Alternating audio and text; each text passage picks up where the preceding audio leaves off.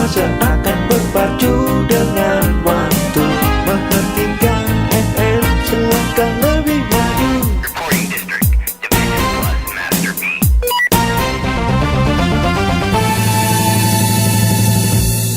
Assalamualaikum warahmatullahi wabarakatuh. Selamat pagi Sobat Mahardika, apa kabarnya di pagi hari ini? Senang sekali Afiq Rahardian bisa menemani Sobat Mahardika dalam acara Dinamika Kota sesi yang ketiga pagi hari ini dari jam 10 sampai nanti jam 12. Namun spesial di awal perjumpaan jam 10 sampai jam 11 kita kedatangan tamu di Dinamika Kota yang akan membahas tentang inovasi teknologi. Untuk Anda Sobat Mahardika yang ingin bergabung silahkan di 085 719 959 959 dan juga boleh telepon 0342 813 832. Bisa juga meluncur ke live chat kita di Radio Mahardika Live YouTube channel. Monggo silahkan, kita tunggu sampai nanti jam 11 siang. Karena tidak akan kita sia-siakan, ada dua narasumber yang luar biasa hadir di studio di pagi hari ini. Yang pertama ada Bapak Tri Iman Prasetyono. Selamat pagi Pak Tri Iman. Selamat pagi. Pak, saya grogi Pak. Sama kalau gitu deh.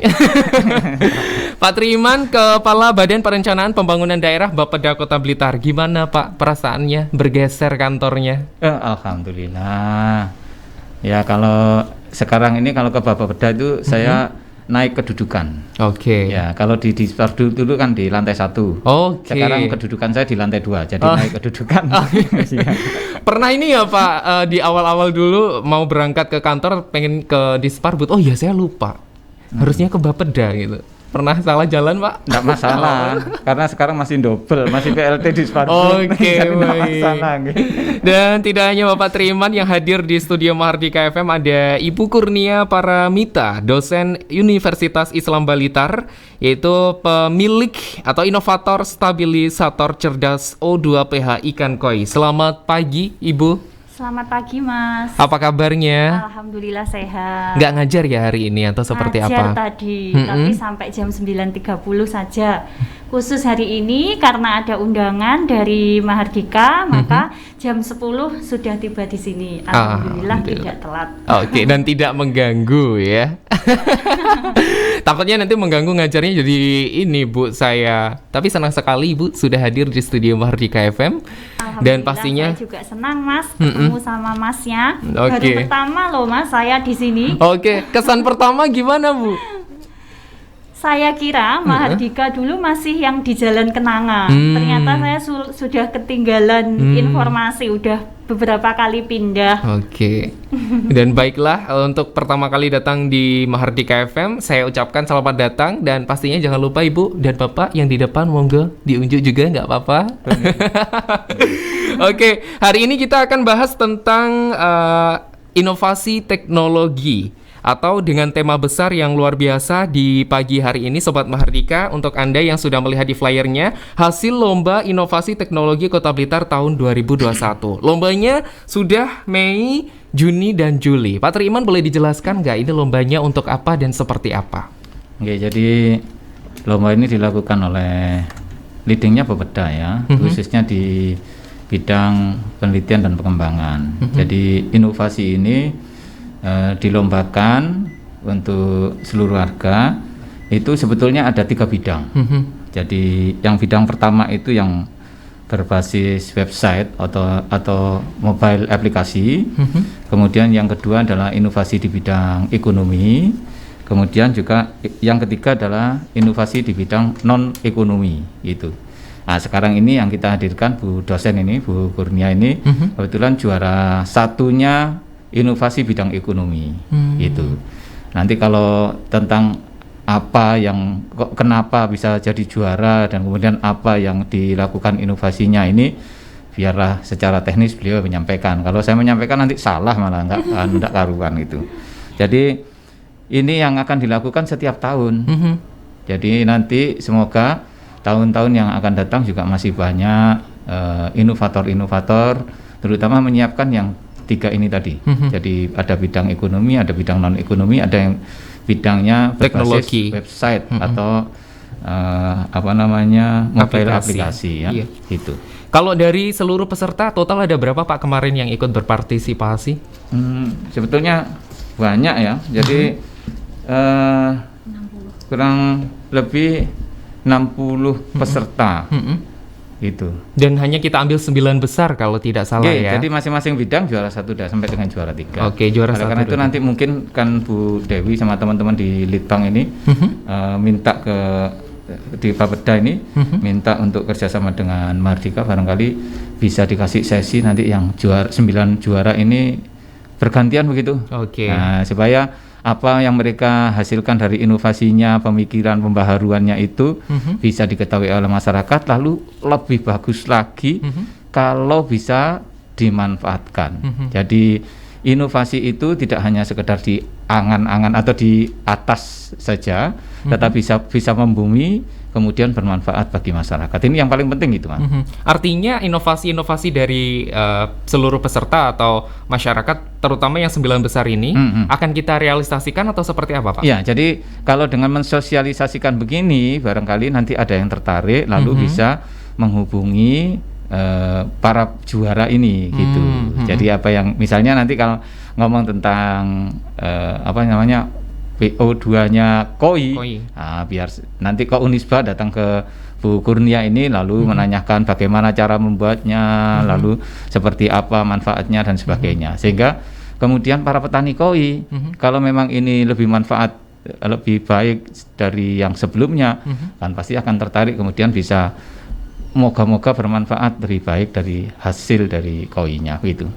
Oke, saya bergeser ke Ibu Kurnia yang pastinya di pagi hari ini juga sudah sangat semangat untuk menyampaikan stabilisator cerdas O2PH ikan koi. Ini bisa terinspirasi untuk membuat inovasi seperti ini, awalnya seperti apa, Bu? Baik, manggilnya Butika aja ya, Mas. Oke. Yang lebih pendek. Oke. Jadi sebenarnya kenapa kok kita kemarin, ini kan tim ya Mas, saya bertiga sama teman-teman, kenapa kok kita mengambil tema stabilisator O2PH pada ikan koi? Yang pertama, ikan koi ini kan salah satu ciri khasnya, ikonnya Kota Blitar. Kemudian beralih ke perawatan, kita melihat bahwa dalam merawat ikan koi ini yang sangat penting itu adalah bagaimana menstabilkan pH dan kadar oksigen dalam air, seperti itu. Nah, kebetulan lagi ini mahasiswa kami pernah ada yang KKN di Sanan Kulon, yang kebetulan di sana memang sentranya pertanian koi. Nah, dari situ ada komunikasi dengan ketua kelompok taninya, dan akhirnya terbersit nih Mas, keinginan ini sepertinya bagus kalau misalkan area ini dibuat pengatur oksigen, pengatur kadar oksigen dan pH secara otomatis gitu. Kebetulan beliaunya juga sering berkomunikasi dengan kami, dengan mahasiswa-mahasiswa kami, sehingga dari sini kita buatkan. Awalnya sih masih kecil, skalanya minimum sistem. Kemudian kita uji cobakan pada wadah kecil. Nah, alhamdulillahnya kok dengan alat ini ternyata keberlangsungan hidup ikan koi ini kelihatannya makin baik gitu. Akhirnya kita buat lagi dengan skala yang lebih besar, dengan memanfaatkan sensor-sensor yang lebih banyak, seperti itu Mas. Kita sudah uji coba juga. Ada berapa anggota Ibu di satu tim ini? Satu tim kemarin 3. Nah, untuk prosesi bisa sampai menuju desain inovasi. Kalau saya lihat di datanya ini Bu ya, boleh dijelasin secara langsung nggak Bu? Ini bentuknya seperti apa? Terus nanti kalau masyarakat menggunakannya seperti apa? Gitu. Baik, kalau bentuknya ini kurang lebih seperti boxnya HP sebenarnya Mas. Hanya sekecil itu. Nah, untuk komponen-komponennya itu yang kita masukkan ke dalam box akrilik ini adalah komponen mikrokontrolernya, karena tidak bisa terkena air. Kemudian untuk sensor yang kita gunakan ada 2. Yang pertama adalah pH, sensor pH, kemudian yang kedua sensor TDS, ini untuk mendeteksi kekeruhan airnya. Nah, untuk 2 sensor ini letaknya di luar karena kita celupkan pada kolam, seperti itu.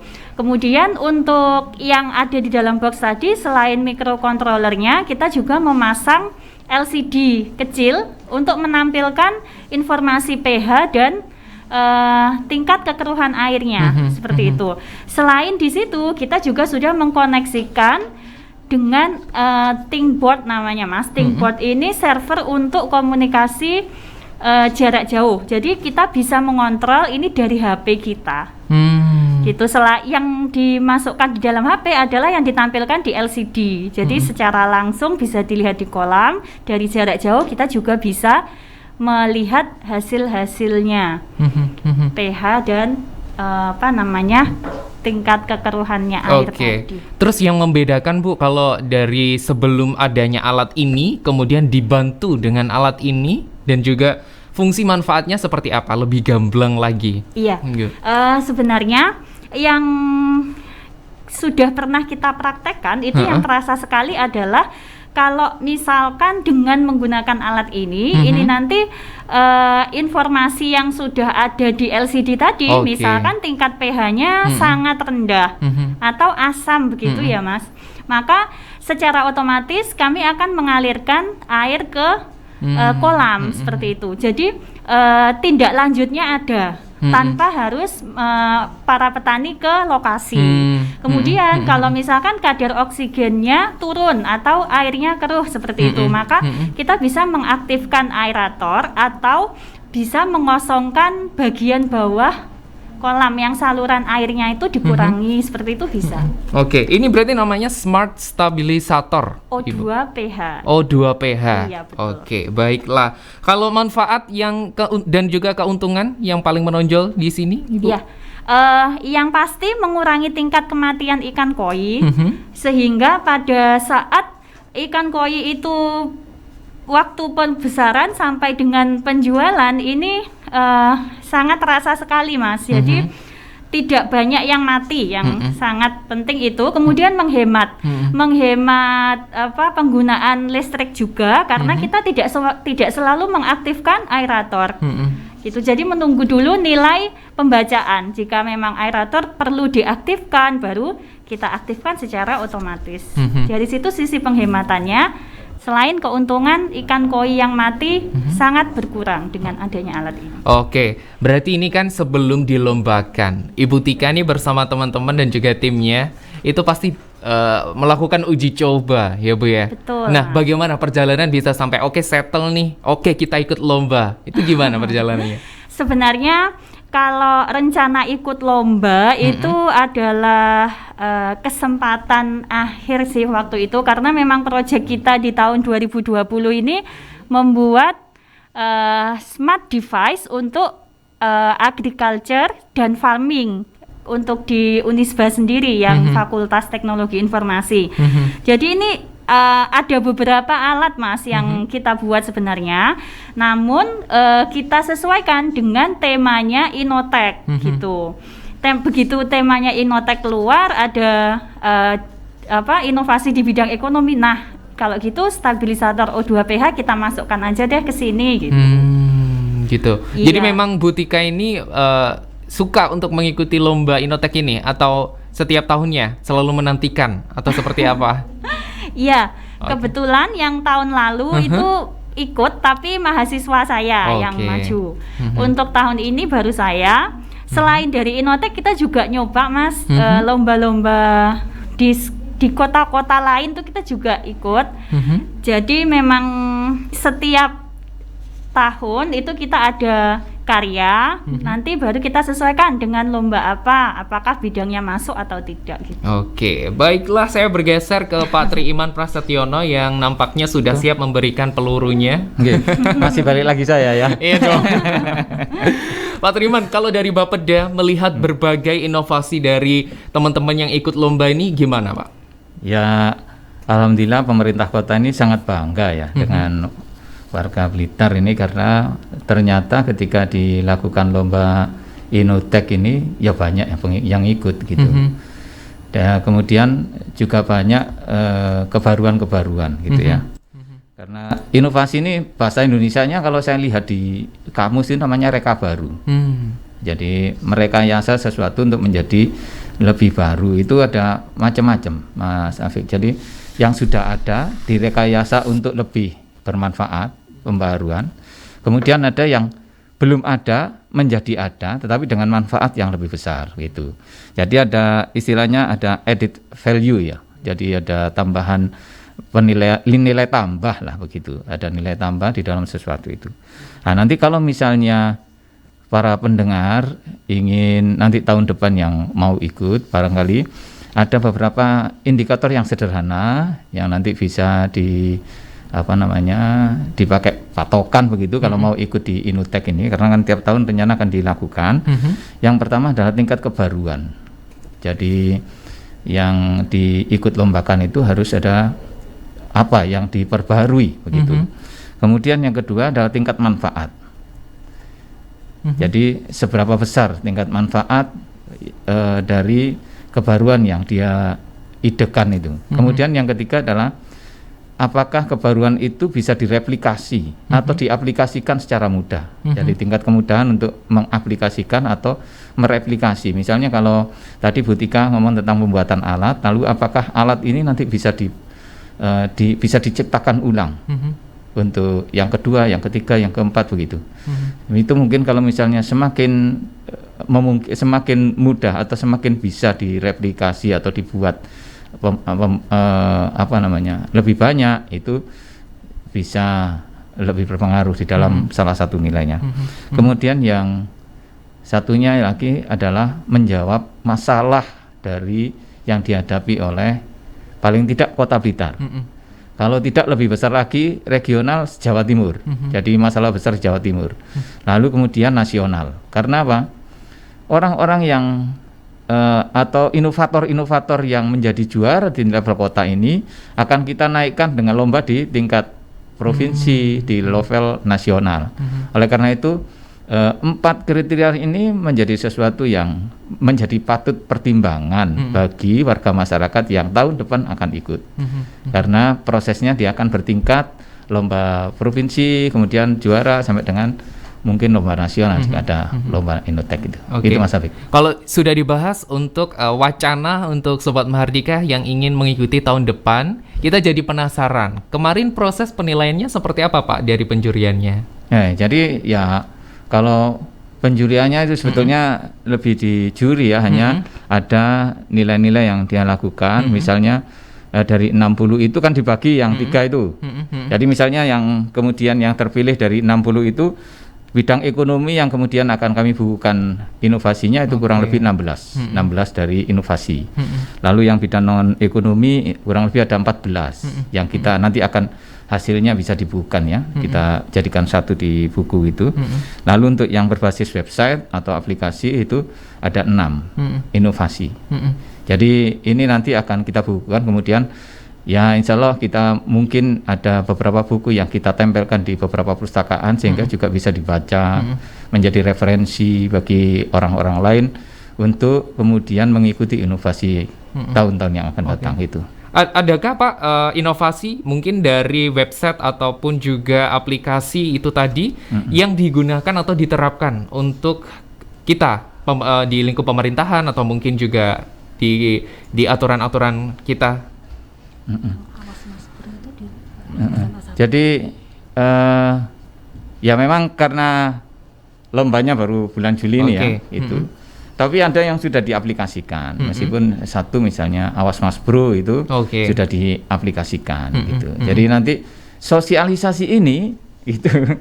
Jadi permohonan kami untuk Bapeda bekerja sama dengan Diskominfotik dan Mahardika FM ini adalah sebagai salah satu proses begitu untuk mempercepat dari aplikasi dari inovasi yang dilakukan. Oleh karena itu inovator kami minta diundang khusus oleh Mahardika, kami mohonkan untuk diundang khusus Mahardika untuk bisa menyampaikan apa inovasinya dan bagaimana nanti aplikasi di lapangan. Seperti tadi yang disampaikan oleh Bu Tika gitu. Karena memang banyak sekali ya inovator-inovator di Kota Blitar ini. Iya. Jadi yang kadang yang menjadi masalah adalah mereka punya temuan yang baik, tapi nggak ada wadahnya. Nah, yang pertama mau diikutkan menjadi lomba inovasi itu minder. Nah, kemudian yang kedua, ketika sudah lahir inovasi itu tidak tersosialisasikan, artinya hanya dipakai sendiri akhirnya, artinya kemanfaatannya menjadi kurang tidak maksimal, tidak besar begitu. Oke deh, saya bergeser ke Ibu Tika. Kalau Pak Triman tadi sudah menyampaikan pencurian, prosesnya seperti apa Ibu yang menjalaninya? Iya. Jadi dulu di awal Juli kalau tidak salah itu kami mengirimkan proposal dulu, proposal untuk dinilai.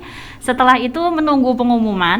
Dari hasil pengumuman kami diundang lagi untuk mempresentasikan alatnya, idenya seperti itu. Dari situ masih menunggu lagi. Jadi ada 3 tahapan. Setelah kami mempresentasikan ide, kemudian menunjukkan contoh penerapannya, itu baru ada pengumuman. Dan yang terakhir ini adalah dari hasil pengumumannya kami diikutkan lagi untuk yang tingkat provinsi. Jadi ada tindak lanjutnya. Oke, untuk Pak Triman persiapan kita menuju provinsi seperti apa sekarang? Jadi ya prinsip mereka sudah siap gitu. Tinggal kemudian ditandingkan dengan kabupaten dan kota yang lainnya. Jadi kita ajukan yang juara-juara ini ke tingkat provinsi itu. Oke. Kemudian Ibu nyangka nggak ini bisa menjadi juara 1? Atau gimana? Gimana ya Mas? Kalau masalah juara itu hanya bonusnya mungkin ya, tapi yang pasti ini kami bahagianya karena alat kami ini bisa dimanfaatkan seperti itu, bisa memberi pengaruh yang positif terutama bagi petani koi untuk yang khusus edisi ini gitu. Nah, bagi kami menang atau tidak ini setiap tahun ini kami membuat alat-alat yang memang nantinya bisa dimanfaatkan oleh masyarakat sekitar gitu. Kalau perasaan senang pasti, bangga pasti, dan saya sebagai perwakilan peserta ini menunggu kembali Innotek tahun 2022 untuk bisa berpartisipasi. Tapi masih lama Bu, Juni bulan depan, gimana dong Pak Triman? Kalau inovasi itu waktu setengah tahun itu singkat. Karena dia harus menemukan sesuatu yang baru, kemudian menyiapkan peralatannya untuk ini. Jadi sebetulnya kalau hitung-hitungan penelitian dan pengembangan, setahun itu sama dengan 1 hari lah di kegiatan yang lain. Karena memang ada proses menemukan kebaruan. Pertama kan masalah apa yang harus dipecahkan, lalu bagaimana memecahkan masalah itu dengan alat. Kalau misalnya ada alatnya apa yang harus digunakan. Nah, ini banyak yang dia harus trial and error. Nanti Bu Tika barangkali trial and error itu tidak hanya sekali 2 kali, barangkali sampai dengan banyak sekali. Apalagi kalau sudah ngomong aplikasi begitu ya, itu trial errornya besar sekali. Jadi bisa sampai beberapa kali begitu. Nah, itu yang membuat Bapeda memberikan kesempatan beberapa bulan begitu ya Pak ya. Oke. Terus Ibu Tika, kalau misalkan setelah perlombaan itu sudah ada yang pesan atau mungkin yang menggunakan atau dari masyarakat mungkin? Sementara tetap dari petani koi di Sanan Kulon itu tempat kami dulu melakukan uji coba. Ini alat saya yang dulu dilombakan itu masih di sana sekarang. Jadi masih dipergunakan, tapi masih digunakan dalam 1 kolam Mas. Belum diperbanyak. Gitu. Untuk kemarin tuh digunakan di kolam ukuran 3x3 Masian. Masih 1. Pak Triman, kalau misalkan kita sudah melihat nih ada 1 pemenang begitu Pak ya, yang memungkinkan untuk membantu masyarakat juga. Memungkinkan nggak sih Pak dari Bapeda ini untuk mungkin diduplikat begitu? Maksudnya diperbanyak kemudian diberikan ke masyarakat, atau itu menjadi hak milik dari peserta? Kalau menjadi, artinya sebetulnya ada duplikasi, bisa dilakukan duplikasi ketika memang sangat dibutuhkan oleh masyarakat Tapi ada sebuah batasan bahwa kita harus menyiapkan itu di DPA. Proses penganggarannya ini yang kemudian harus direncanakan. Artinya karena setiap tahun itu ada lomba Innotek ini, maka proses sosialisasi kepada masyarakat ini yang paling penting adalah bahwa kalau bisa masyarakat itu memanfaatkan inovasi ini.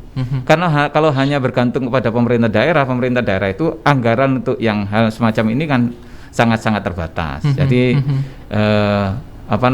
mungkin jika replikasi pun tidak bisa terlalu besar, tidak bisa terlalu banyak begitu. Oke, baiklah Sobat Mahardika, kita masih berbincang tentang hasil dari Lomba Inovasi Teknologi yang dilakukan oleh Bapeda Kota Blitar, dan pastinya masih bersama dengan Bapak Triman Prasetyono dan juga Ibu Tika ya, Kurnia Paramita Kartika. Wah.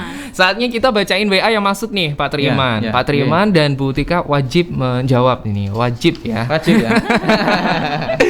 Baiklah, ada yang masuk di 085719959959. Yang pertama, saya Surya. Waduh, di Ponggok. Mau tanya dong, kalau untuk tahun depan sudah ada tema belum Innotek-nya? Pak Triman, prinsip tetap ya. Jadi 3 itu tadi yang kita sampaikan dengan ada yang berbasis website atau mobile aplikasi, lalu yang kedua adalah bidang ekonomi, dan yang ketiga adalah bidang non ekonomi. Oke. Tapi ini yang WA Ponggok Pak, boleh ya? Khusus kota ya? Ya, kalau ini karena di tingkat kota sebetulnya siapa yang tinggal dan bekerja di kota ini. Oke, mungkin karena nanti kalau misalnya kabupaten, karena kan ketika level di provinsi, nah itu nanti status. Jadi memang kadang-kadang untuk pemerintah kota dan kabupaten ini untuk khusus urusan kewenangan itu dibatasi wilayah administrasi. Ini memang agak kesulitannya. Gitu. Tapi sebetulnya ya kalau inovasi itu tidak ada batas wilayah. Nanti misalnya Bu Tika mau dipraktekkan hasilnya ini dibawa ke Ponorogo, dibawa kemana saja boleh. Gitu sosialisasinya. Barangkali untuk Surya di Ponggok ini punya saudara di kota juga ikut dijajikan tim gitu juga bisa ya? Bisa Mas, saya pengalamannya kemarin itu kita 3 orang itu nggak semuanya dari kota. Jadi ada 1 anggota kita yang dari kabupaten, itu enggak apa-apa. Jadi gabung collab gitu ya mungkin untuk Surya yang punya teman di kota gitu ya. Jadi nanti yang didaftar pokoknya harus ada orang kotanya gitu. Jadi 1 orang kota, 2 orang kabupaten atau 2 orang. Enggak masalah ya. Enggak apa-apa. Gitu. Baik. Ada juga Purnomo di Jalan Melati. Kali ini tanya kepada Ibu Tika. Mbak Tika dari suaranya cantik, kasih tips dong biar menang. Ibu Tika memang cantik, Mas Purnomo. Monggo. Baik, Mas Pur. Sebenarnya kalau tips itu apa ya? Kita dulu yang pertama adalah persiapan proposal. Proposalnya Mas Purnomo nanti dibuat sederhana saja, tetapi langsung pada sasaran. Jadi di panduan proposal itu diikuti. Yang pertama itu, kemudian tidak terlalu panjang malahan ya, Mas Pur. Kalau misalkan panjang ini malah mengarah ke bulet malahan. Jadi kami kemarin membuat itu ringkas, kemudian jelas. Jadi nanti inovasi kita ini akan bisa sampai tahap mana? Kalau saya dulu itu saya terangkan. Jadi ketika membuat inovasi mulai dari ide ini membutuhkan kualifikasi apa saja, syarat dan ketentuannya apa saja, penggunaannya mudah atau tidak, kemudian mudah dipublikasi, diperbanyak atau tidak, itu kami jelaskan di proposal kayak gitu. Tentunya dengan melihat kesempatan-kesempatan ekonomis jika menggunakan alat ini, karena kan saya ikutnya di bidang ekonomi. Gitu. Kalau untuk cara melihat peluang, Bu Tika gimana? Misalkan kalau Bu Tika jelas untuk KOI karena ini khas Kota Blitar, mungkin Pak Purnomo dengan tema lain untuk cara melihat peluangnya apa yang perlu diperhatikan? Kalau saya dulu sebenarnya saya juga tidak begitu pandai Mas melihat peluang, hanya kita dulu kan memang komunikasinya sama tempat PKL-nya mahasiswa yang kebetulan KOI seperti itu. Mungkin nanti Mas Purnomo bisa juga melihat apa yang sekarang ini sedang dibutuhkan dan dapat mendongkrak perekonomian gitu. Kalau di bidang ekonomi menurut saya sih seperti itu. Yang sederhana saja tapi mengena. Gitu, Mas. Mas. Kalau Pak Triiman, dari 60 karya yang masuk, boleh dijelaskan nggak Pak, rata-rata mereka ini di bidang apa saja begitu? Oke, jadi kalau tadi sudah saya 3 sampaikan. inovasi tadi ya. Betul. Jadi memang kalau yang nanti kami bukukan itu 16 bidang ekonomi, berarti ini yang terbanyak. Lalu yang non ekonomi itu 14. Artinya memang yang kedua ini yang non ekonomi. Kemudian yang ketiga adalah berbasis website. Itu 6 yang anukan. Jadi memang sementara ini yang banyak karena mungkin karena di proses COVID ya. Jadi ketika ekonomi lagi kolaps, kemudian ada ide-ide baru untuk inovasi di bidang ekonomi. Nah, kemudian ini Butika ini sebetulnya juga masih banyak peluang ini. Nanti kalau tahun sebelumnya hanya mahasiswa, terus tahun kemarin sudah dosennya, tahun depan mahasiswa dan dosennya masih bareng-bareng gitu. Atau kalau enggak rektornya? Ya. Apalagi ini misalnya kelihatan website dan mobile aplikasi ini kan masih sedikit. Mahasiswanya banyak sekali yang teknologi informasi. Ya, barangkali nanti tahun depan berbondong-bondong lah menjadi anggota peserta dari lomba itu. Gitu. Tuh, Butika udah dikasih spill dikit nih, diarahkan nih untuk ke website. Tapi kita juga ada rencana ke sana atau seperti apa, Bu? Kalau tahun depan kita sebenarnya melihat tema, Mas. Kalau tahun depan masih temanya website dan perangkat yang berbasis IoT, sebenarnya kita memang tertarik untuk ikut di situ karena konsentrasi kita di Unisba juga itu kebetulan di teknologi informasi. Kalau nanti ada ini kok kayaknya non ekonomi kita juga sudah punya rencana ini, Mas. Kita kemarin punya smart detektor untuk gas, ini bisa diterapkan di pasar-pasar seperti itu. Jadi nanti kita bisa identifikasi dan mengelompokkan. Ini nanti membantu dinas berarti dinas PU ya, Mas ya. Nanti untuk memproses sampah gitu. Tapi secara otomatis. Itu mungkin masuknya ke yang non ekonomi. Sudah banyak peluru-peluru yang disimpan oleh Butika dan kawan-kawan nih Pak Triiman. Ya. Okay.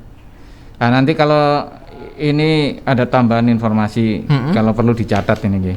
Oke. Jadi kalau ingin melihat, kalau Butika mungkin sudah hafal kan, sudah tahu. Tapi boleh juga disampaikan ke mahasiswanya. Jadi nanti kalau misalnya melihat persyaratannya apa untuk menjadi peserta, lalu proposalnya kira-kira bagaimana, begitu ya. Itu bisa dilihat pakai di http litbang.kotablitar.go.id. Itu underscore ya, http://litbang.kotablitar.go.id. Oke, siap. Informasi lengkapnya di sana Sobat Mahardika. Semoga untuk tahun depan segera dipersiapkan karena memang apakah perlu waktu yang panjang atau gimana Butika bisa sampai sesiap ini. Oke nih ikut lomba atau uji cobanya berapa kali sih Butika? Jadi penasaran saya. Kalau yang smart stabilisator oksigen itu kita dulu sekitar 3 bulanan, Mas. Tapi mungkin kalau yang berbasis website atau aplikasi ini bisa jadi lebih cepat. Karena kalau alat yang melibatkan hardware ini kan kadang itu sudah benar, kemudian kita sampai di lapangan itu ada yang nggak nyambung lah kabelnya atau sudah nggak bisa maksimal membacanya. Nah ini perlu diganti. Itu kalau inovasi-inovasi yang berbasis alat kayak gitu. Kebetulan kan kemarin kita berbasis alat. Kalau pengen menggunakan alat yang Ibu ciptakan begitu bersama tim, ini warga perlu merogoh kocek berapa? Ataukah langsung menghubungi jenengan atau seperti apa? Mungkin bisa menghubungi langsung ke Instagram. Oh saya tuh nggak punya IG loh Mas. Oh gitu, baik. Kemana Bu? Bisa ke WA atau bisa ke Unisba. Kita dulu kan kebetulan pakai nama Unisba yang untuk ikut lomba ini. Kalau kembali ke biayanya tadi ya, sebenarnya untuk Untuk kolam yang skalanya kemarin itu kita nyobanya di ukuran 3x3 itu alat keseluruhan sekitar 1,5 juta. Tapi ini sebenarnya bisa disiasati. Misalkan ada kolam yang berukuran 3x3 itu jejer-jejer, ada 3 gitu ya. Kita bisa menggunakan satu microcontroller yang saya sampaikan tadi, seboxnya HP itu cuman satu aja. Nah, yang dibagi banyak di masing-masing kolam itu sensornya aja. Jadi bisa lebih murah sebenarnya. Oke, tapi kalau lebih maksimal lagi per kolam satu atau itu aja udah cukup maksimal, Bu? Kalau kolamnya 3x3 itu jejer 3 atau 4 gitu masih bisa dengan satu microcontroller. Tapi kalau kolamnya besar kayak yang di sawah gitu ya Mas, ya optimalnya sih 1. Gitu. Oke, baiklah. Pak Triman, gimana Pak? Apanya yang gimana? Apanya yang gimana ini?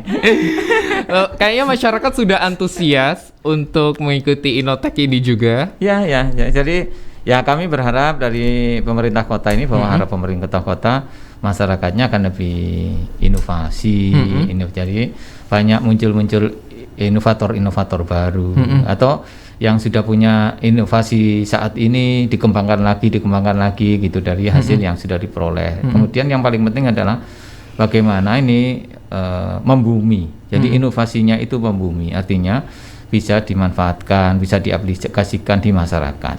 Dan ini biasanya ilmu saya ini kalau ilmu pemberdayaan begitu, itu bahwa kalau sudah menemukan inovasi, artinya ketika ikut lomba inovasi ini adalah yang penting kemanfaatannya untuk masyarakat. Seperti Bu Tika ini, Bu dosen ini kan, yang penting manfaatnya untuk masyarakat gitu. Jadi tidak kemudian gantungannya begini. Nanti kalau misalnya saya menang Innotek, lalu ini semua menjadi proyeknya pemerintah misalnya. Nah, gitu.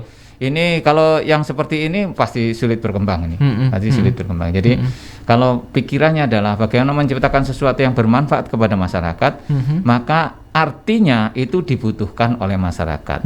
Ketika dibutuhkan oleh masyarakat, maka demand atau permintaan dari masyarakat akan besar.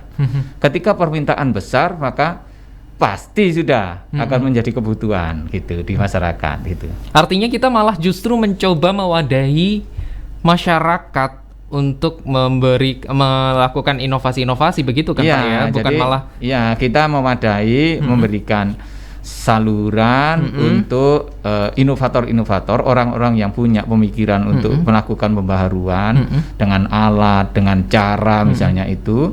Kemudian ini nih kalau bisa dibantu oleh pemerintah untuk mensosialisasikan dari proses itu, karena memang yang paling agak sulit itu kadang-kadang mensosialisasikan dan mempromosikan dari hasil temuannya. Sehingga itu tadi yang saya sampaikan, ada orang yang punya temuan bagus, tetapi kemudian hanya bermanfaat untuk dirinya sendiri atau di keluarga atau hanya kelompoknya saja gitu, tidak sampai kepada orang lain. Nah, kalau begini kan inovasinya ya ada inovasi tapi kemanfaatannya kecil begitu. Oke. Ada juga WA yang masuk Pak Triman, Putra dari Gedok bertanya, penilaiannya gimana sih dari 60 bisa sampai 9? Ya kalau ini mungkin ini adalah yang pernah ikut lomba kali ya, merasa gimana gitu ya. 60 itu di awal semuanya total kan Pak ya. Kemudian juga pasti ada juri yang gimana, jadi Pak? dari 60 itu akhirnya terpilih yang tadi itu 36 itu gitu. 36 yang sudah saya sampaikan. Kemudian dari 36 ini dipilihlah beberapa yang kemudian seperti Butika diwajibkan untuk melakukan presentasi dengan memberikan apa inovasinya dan sebagainya. Lalu teknik bagaimana cara menilainya? Nah ini kalau misalnya saya tahu cara menilainya, nanti yang menang mesti anak saya. Iya. makanya saya tidak boleh tahu ini. Ini diserahkan kepada juri yang bersifatnya independen. Hanya kita memberi kisi-kisi saja kepada juri bahwa apa saja yang kemudian disepakati nanti akan dinilai. Tentang penilaiannya seperti apa, kemudian hanya tadi kan sudah besaran, indikator besarannya sudah kami sampaikan. Nah jadi ini kami sampaikan kepada juri supaya independen, sehingga tidak ada nanti takutnya kalau misalnya ada sudah diketahui begitu, lalu mesti aja yang menang itu, yang memang ada hubungannya si A dan si B begitu. Nah, ini yang kita jaga supaya tidak. Artinya betul-betul sang juara, Bu Tika ini betul-betul juara memang. Tidak ada misalnya saya kenal dengan Bu Tika dan sebagainya, teman-teman Bapeda kenal dengan Bu Tika dan sebagainya. Tidak ada. Jadi betul-betul memang juara gitu. Oke. Mas Putra di Gedok mungkin belum rezeki ya. Mohon maaf jangan curhat di saya, Mas. Curhat, Mbak. Ini gimana kalau dari teman-teman? Mungkin juga Bu Tika kenalan dengan inovator lain ya? Boleh diceritain nggak? Atau gimana, Bu Tika? Kalau kenal sih tidak sebenarnya, karena kita ketemunya itu waktu di sesi 5 besar untuk masing-masing bidang. Insya Allah itu ya, kalau nggak 6 besar, 5 besar. Nah itu kami di situ dipertemukan dalam satu ruang Zoom. Nah di situ kenalannya, Mas. Oke, jadi karena memang di masa pandemi ya? Iya, jadi sebelumnya kita nggak tahu ini dari panitia diumumkan, oh yang lolos ini gitu. Nah nanti sebelum di presentasi itu pun kita juga nggak diberitahu kamu mau presentasinya apa yang disiapkan, kemudian yang ditanyakan nanti apa, itu nggak tahu kita. Jadi memang beda antara satu inovator dengan inovator lain, itu pertanyaannya tidak sama. Jadi kalau saya dulu itu pertanyaannya yang pertama, seberapa tinggi nilai ekonomisnya, karena saya memang di bidang ekonomi. Jadi yang paling baik itu yang alatnya murah tapi bermanfaat, kemanfaatannya paling besar, mudah digunakan, seperti itulah Mas pertanyaannya. Sama mudah diperbanyak apa tidak gitu. Oke. Satu pertanyaan yang mungkin tadi ketinggalan Afik sampaikan ke Bu Tika, kalau untuk membuat alat ini berapa lama, Bu? Nah, kalau berapa lama ini tergantung yang mengerjakan, Mas. Kalau yang mengerjakan setiap hari dikerjakan, komponennya sudah ready, ini kami dulu itu sekitar 2 minggu untuk proses perakitan, kemudian pemrogramannya yang dimasukkan ke hardware-nya itu ya sekitar 2 minggu juga. Pokoknya 3 bulan itu kami dari proses merakit hingga uji coba skala terbatas itu, Mas. Kalau dari apa Bu yang dihasilkan ini tadi begitu ya? Apakah ada istilahnya nilai lebih yang mungkin juga menjadi yang paling penting gitu?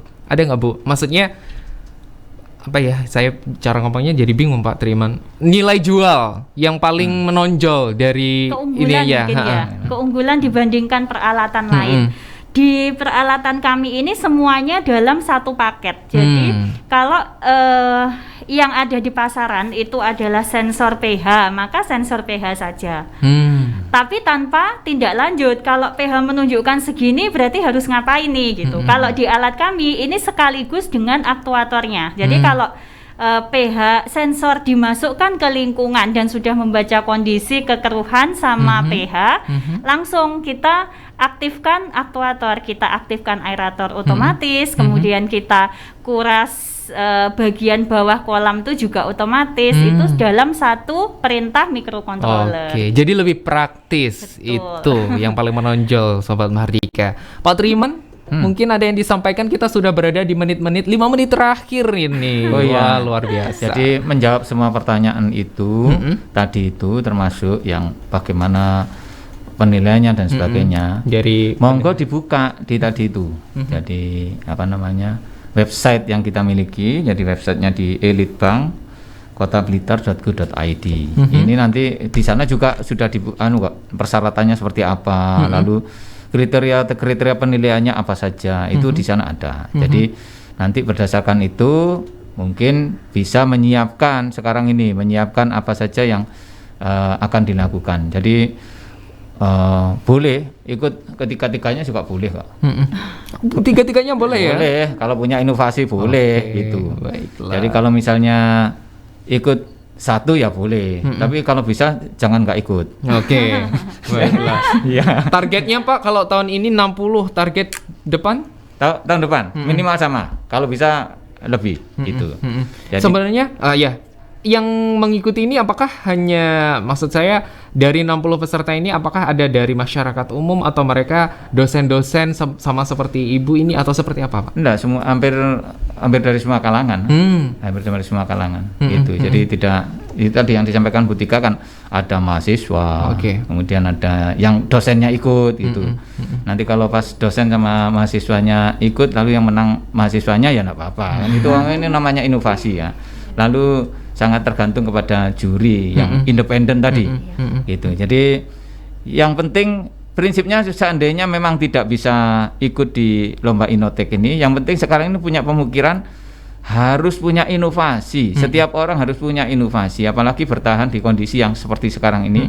Harus inovasi untuk bisa bertahan, minimal bertahan hidup untuk diri dan keluarganya. Yang kedua, kalau bisa menjadi lebih bermanfaat pada lingkungannya. Nah ini inovasinya seperti itu. Oke, baik. Dan Bu Tika, gimana untuk hasil dari semua ini, kemudian memenangkan juara 1, terus ajakan kepada masyarakat yang mungkin saat ini para petani koi, promosi, monggo silahkan. Aduh, ini mau ngomong apa ya? Kalau untuk para petani koi, promosinya ya mari kita coba menggunakan alat ini. Nanti kalau misalkan sudah ini gini Mas, soalnya alat ini tuh kalau dilihat dari beli pertama, oh segini hanya untuk kolam sekian gitu. Nah, berpikirnya mudah-mudahan tidak begitu nih para teman-teman petani. Mikirnya adalah ini adalah tabungan untuk masa depan, karena untuk jangka panjang. Karena alat ini itu saya mencoba membaca, saya kan belum mempraktekkan nih Mas. Dari datasheet yang saya baca ini lifetime-nya bisa 5 hingga 10 tahun. Jadi jangan mikir ini biayanya mahal nih pertama, tapi kita memikirkan keberlangsungannya, lifetime dari alat gitu. Oke, baik. Silahkan mencoba. Oke, langsung menghubungi ke Unisba, Sobat Mahardika. Sekali lagi deh, saya pengen closing statement dari Bapak Triiman yang sekarang berada di Bapeda, Kota Blitar. Monggo silakan Pak Triiman. Oke, terima kasih. Jadi prinsip Kota Blitar ini bisa besar, itu adalah karena partisipasi dari semua warganya. Tanpa partisipasi dari semua warganya, apapun statusnya, apapun status sosialnya, apapun jabatannya, itu kalau tanpa partisipasi mereka, Kota Blitar tidak besar. Demikian juga inovasi itu juga sangat tergantung kepada warganya, tidak bisa digantungkan hanya pemerintah daerah. Oleh karena itu, lomba inovasi ini ditujukan kepada warga Kota Blitar yang punya pemikiran-pemikiran, ide-ide baru untuk diterapkan, diaplikasikan untuk bisa lebih bermanfaat pada masyarakat yang lebih banyak. Artinya, ketika masyarakat mendapatkan manfaat lebih besar, itu sudah sama dengan membantu pemerintah Kota Blitar membangun Kota Blitar. Barangkali itu. Oke, Ibu Tika, barangkali ada yang disampaikan semangat untuk membangun Kota Blitar bersama dengan inovasi-inovasi lainnya? Apa ya Mas, mungkin gini, kita jangan melihat inoteknya, tapi lihatlah kemanfaatan dari hasilnya gitu. Jadi jangan nggak ada inotek ya saya nggak berinovasi, jangan sampai seperti itu. Mungkin itu Mas. Oke, terima kasih banyak Ibu Kurnia Paramita. Bahaya ini. Wah, saya gimana ini ya? Wah, Bapak, Kamis depan saya langsung dicoret jadi host ini. Terima kasih sekali lagi Pak Triiman Prasetyono sudah hadir di studio Mahardika. Ibu Tika juga terima kasih banyak sudah menyempatkan. Pak, boleh tanya Pak? Oke. Tahun depan saya boleh ikut lagi kan, Mas Yan? Oh boleh, tapi dengan inovasi baru ya. Oh iya. Karena udah menang nanti takutnya nggak boleh Iya. gitu ya. Oke, yang penting itu tadi jurinya netral dan pastinya dengan inovasi yang baru. Semangat terus Ibu Tika dengan karya-karya yang luar biasa. Pak Siap, Triman Mas. juga selamat bertugas. Oke, terima Dan kasih, salam Mas hormat Taufik. saya kepada Oke. teman-teman Bapeda. Oke. Dan terima kasih untuk Sobat Mahardika yang sudah bergabung di pagi hari ini. Terima kasih juga untuk Mas Satrio streaming dan YouTube di Mahardika Live. Dan Sobat Mahardika, terima kasih sudah bergabung di pagi hari ini. Dinamika Kota sesi yang ketiga sudah usai di season pertama. Sampai jam 12 nanti masih bersama Afik Rahardian.